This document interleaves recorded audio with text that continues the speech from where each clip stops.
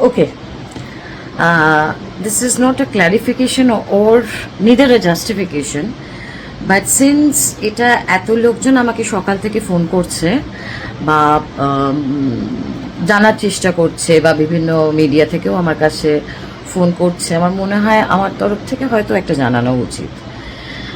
আমার একটা বিশেষ, আমি একটা পোস্টার ধরে দাঁড়িয়ে রয়েছি, সেইটা ভাইরাল করা হয়েছে এবং সেখানে ছবিটা দেখলেই বুঝতে পারবেন কি কেন কি বৃত্তান্ত।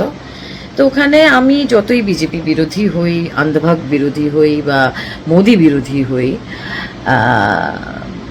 আমাকে কেউ দেশদ্রোহী আখ্যা দিলে সেটাও যেরকম ভীষণ মানে হাস্যকর ব্যাপার, সেটাই একই রকম হাস্যকর হচ্ছে যদি কেউ মনে করে যে ওই রকম ছবির মানে আমি ইচ্ছা করে এই ছবিটাকে আমি হাতে নিয়ে দাঁড়িয়ে করেছি। পেটে তো একটু শিক্ষা দীক্ষা আছে।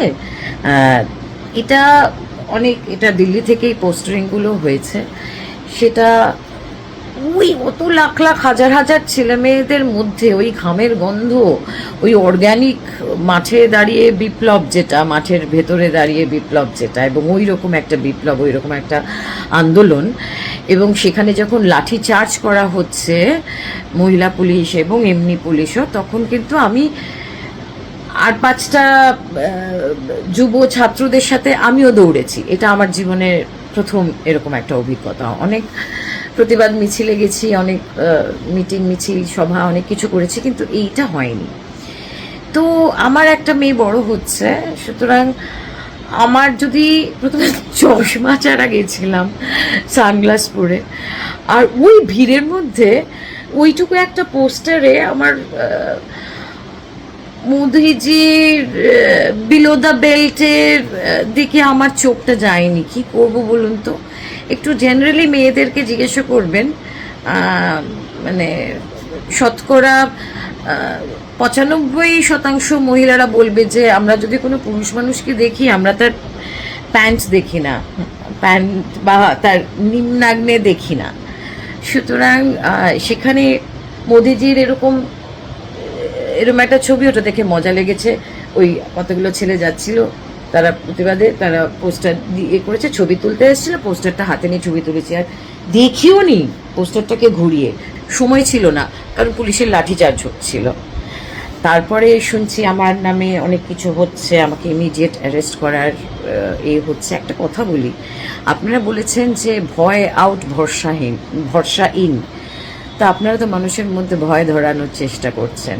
এমন শাস্তি দেবেন নাকি আমাদের মাননীয় মুখ্যমন্ত্রী যে 3 পুরুষ মানুষের মনে থাকবে, এরকম শাস্তি দেবেন?